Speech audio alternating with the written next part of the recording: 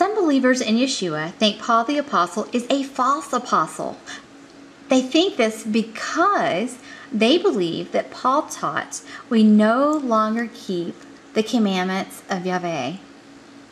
My next video will show who in the early church believed that only Paul had the truth and taught that the law of Yahweh was abolished.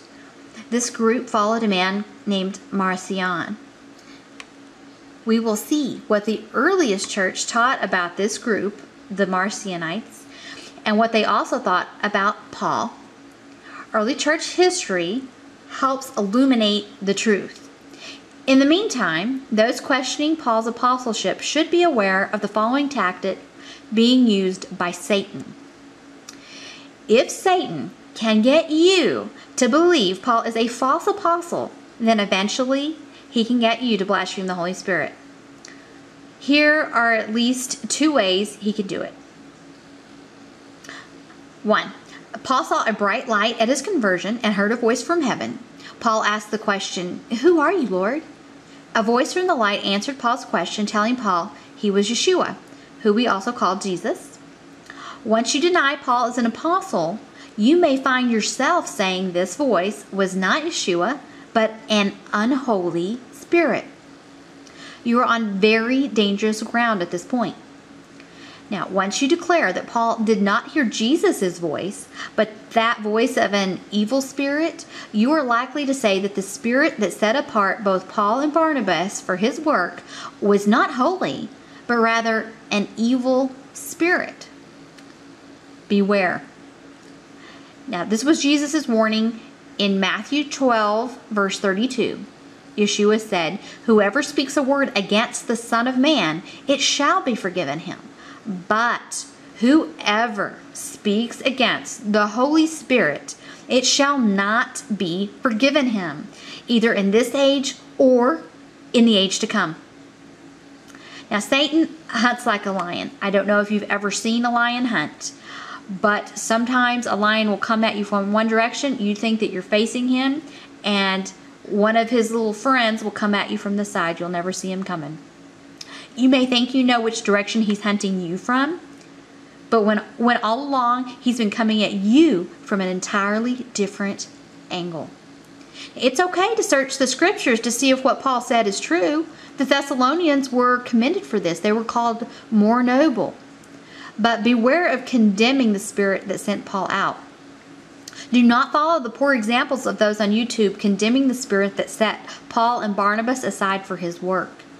This is what the earliest church read and taught about bringing an accusation.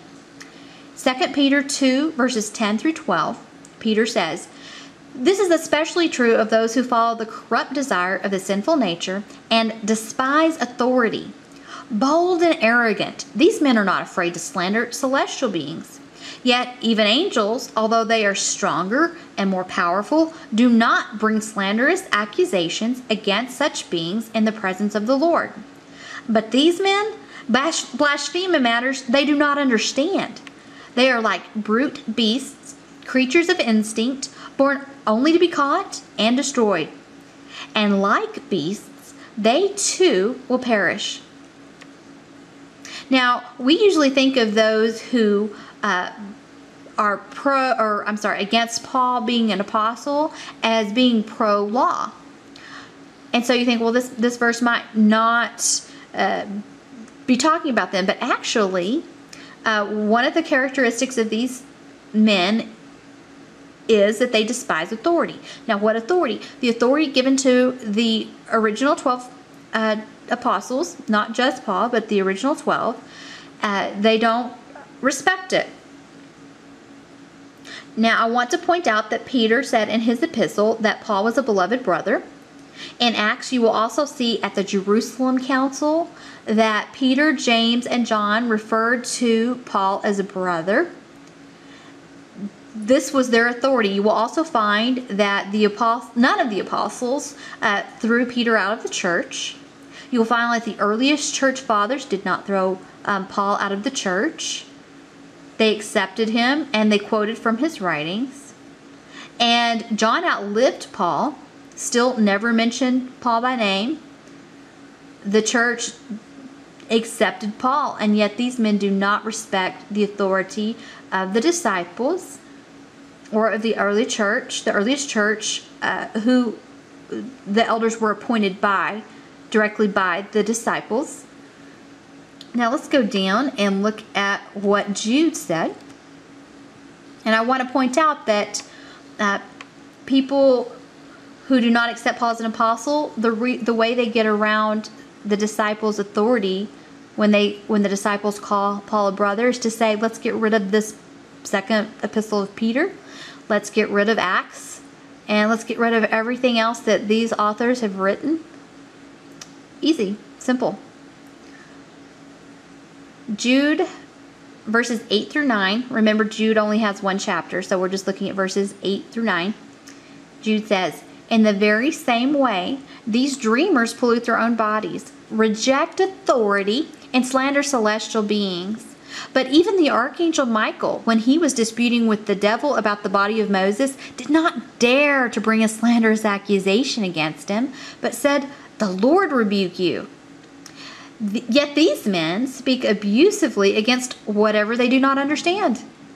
And what things they do understand by instinct, like unreasoning animals, these are the very same things that destroy them. Now I want to point out something that fascinating. Oops, it went a little too far here.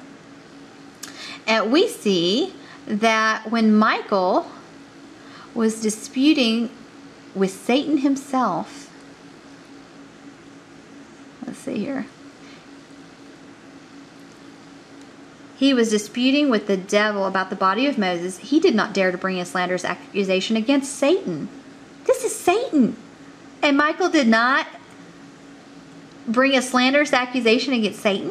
And yet we are going to bring a slanderous accusation against Paul, who lived about 2,000 years ago.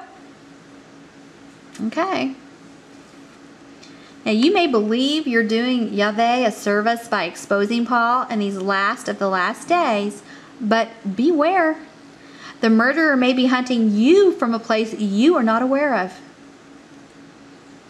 Again, Matthew chapter 12, verses 32, Yahshua says, whoever speaks a word against the Son of Man, it shall be forgiven him. But whoever speaks against the Holy Spirit, it shall not be forgiven him, either in this age or in the age to come.